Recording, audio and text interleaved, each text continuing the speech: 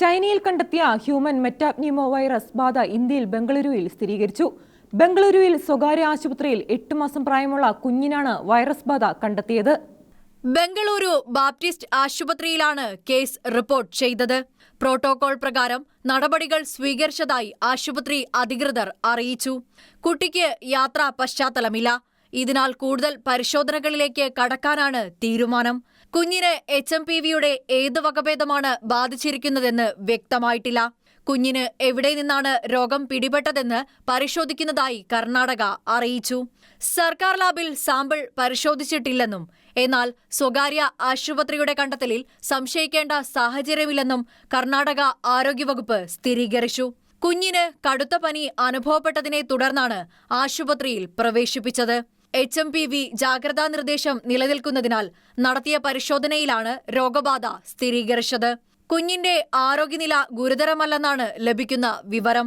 അതേസമയം സംസ്ഥാനങ്ങൾക്ക് ജാഗ്രതാ നിർദ്ദേശം ആവർത്തിച്ച് കേന്ദ്ര ആരോഗ്യ മന്ത്രാലയം വിജ്ഞാപനം പുറപ്പെടുവിച്ചു.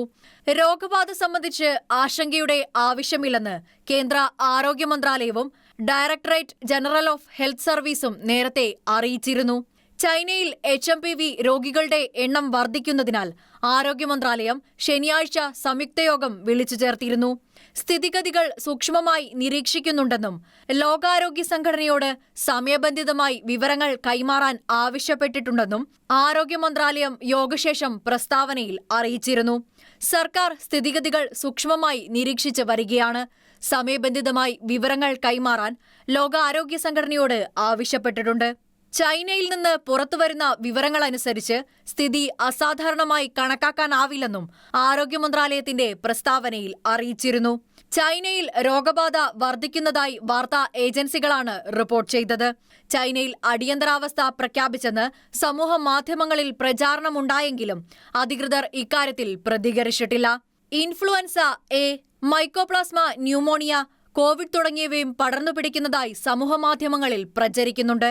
കുട്ടികളെയും പ്രായമുള്ളവരെയുമാണ് ഈ വൈറസ് കാര്യമായി ബാധിക്കുന്നതെന്നാണ് സൂചന. ഫ്ലൂ ആയോ, ചുമ, ജലദോഷം, പനി, തുമ്മൽ എന്നിങ്ങനെയോ ആദ്യം ശരീരത്തിൽ കയറുന്ന വൈറസ് രോഗപ്രതിരോധ ശേഷി കുറവുള്ളവരിൽ പിന്നീട് ബ്രോങ്കൈറ്റിസ്, ന്യൂമോണിയ എന്നിവയിലേക്ക് കടക്കുമെന്നാണ് ആരോഗ്യ മേഖലയിലുള്ളവർ വ്യക്തമാക്കുന്നത്. National desk, Shekinah news.